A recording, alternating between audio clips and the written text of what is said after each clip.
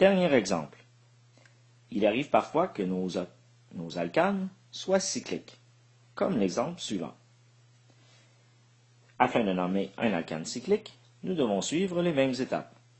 Première étape, déterminer la chaîne principale.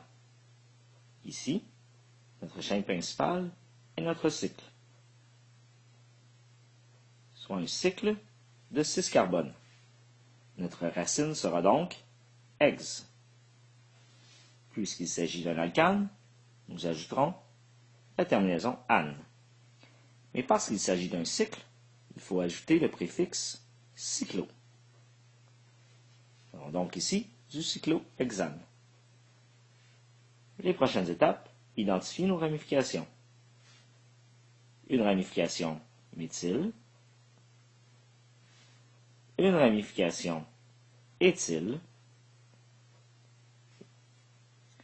Étape suivante, numéroter notre chaîne de carbone. Puisqu'il s'agit d'un cycle, nous avons le choix où débuter notre numérotation.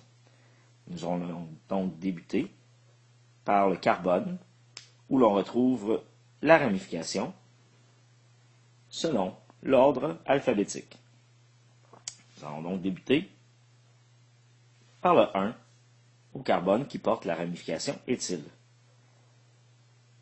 Pour la suite de la numérotation, nous avons le choix de poursuivre vers le bas ou vers le haut. Nous allons poursuivre vers le haut, de façon à ce que nos numérotations possèdent la plus petite numérotation. Nous sommes maintenant prêts à nommer notre alcane cyclique, en respectant évidemment l'ordre alphabétique. La première ramification est de l'éthyle, qui est à la position 1, donc 1 éthyle, suivi du méthyle à la position 3, 3 méthyle. L'alcane se nomme donc 1 éthyle, 3 méthyle, cyclohexane. Maintenant pour d'autres exemples et peut-être d'autres petites exceptions. Dans l'exemple suivant, notre alcane cyclique ne possède qu'une seule ramification, soit une ramification méthyle. Notre alcane cyclique est un cycle à 5 carbones. Donc, la racine est pente. Pentane, puisqu'il s'agit d'un alcane. Cyclo, parce qu'il s'agit d'un cycle.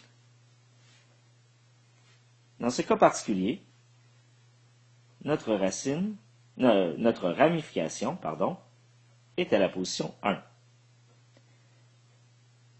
Par contre, elle sera, peu importe où elle serait située, elle serait toujours à la position 1. Donc, lorsque nous allons nommer notre alcane, nous allons omettre la numérotation, puisque dans ce cas particulier, le méthyle est toujours à la position 1. Autre petit cas particulier. Il arrive parfois que le cycle ne soit pas la chaîne principale. Ici, la chaîne principale est celle-ci, soit une chaîne de 6 carbones. Notre cycle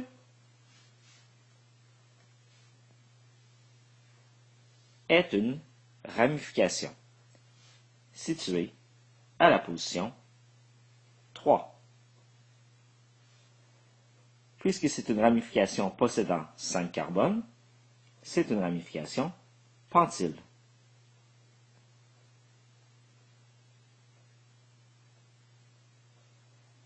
Par contre, puisque c'est une ramification cyclique, on parle ici d'une ramification cyclopentyle. Donc, dans le cas qui nous intéresse, la molécule se nomme du 3-cyclopentylhexane.